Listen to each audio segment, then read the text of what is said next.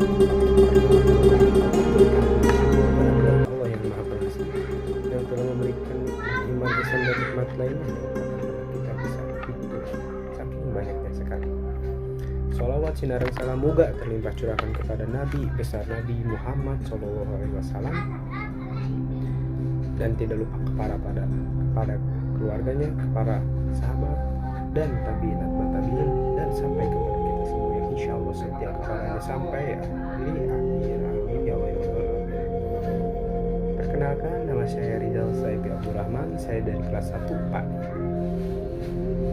PAI kelas PAI 1E yang insya Allah akan menerangkan tentang fungsi hadis terhadap Al-Quran.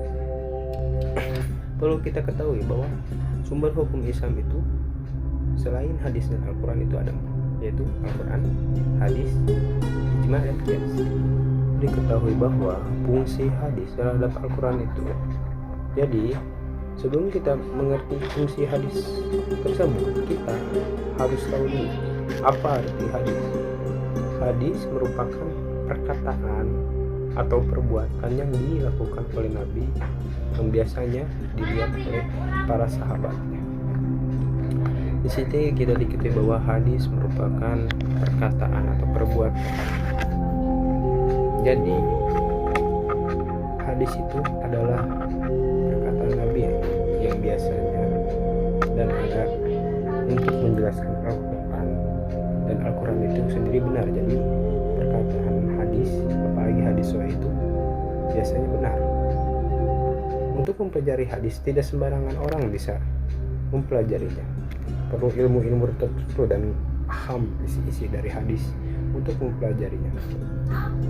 Seperti imam-imam besar yang telah menjelas, yang sudah tersebar luas dan terkenal, yaitu seperti Imam Bukhari, Imam Muslim, Imam Abu Daud, Imam Tirmizi, dan lain-lainnya.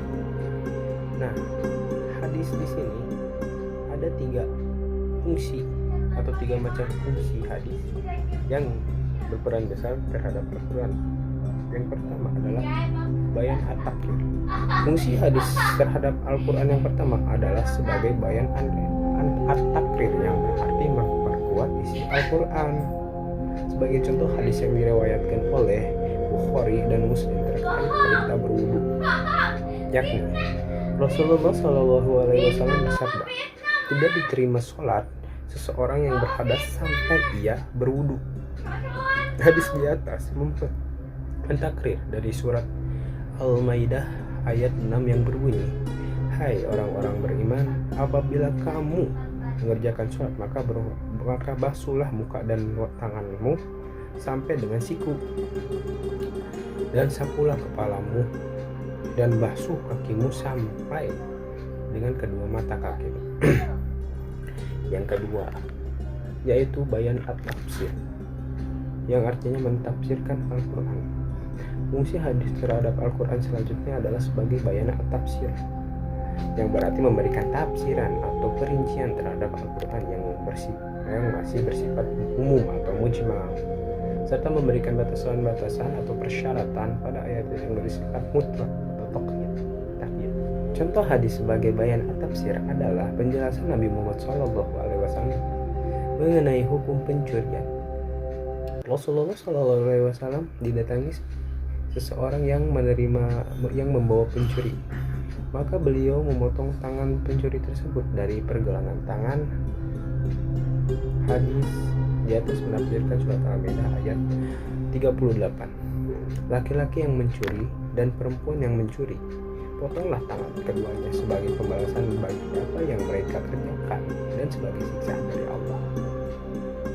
Dalam Al-Quran Allah memerintahkan hukuman bagi seseorang pencuri dengan memotong tangannya. Ayat ini masih bersifat umum. Kemudian Nabi Muhammad SAW memberikan batasan bahwa yang dipotong dari pergelangan tangannya. Yang ketiga, bayan at-tasrih, yang artinya memberi kepastian hukum Islam yang tidak ada di dalam Al-Quran. Sedangkan fungsi hadis terhadap Al-Quran sebagai bayan at-tasrih ialah sebagai pemberi kepastian hukum atau ajaran-ajaran Islam yang tidak dijelaskan dalam Al-Quran. Biasanya Al-Quran hanya menerangkan pokok-pokoknya saja. Contohnya hadis mengenai zakat fitrah.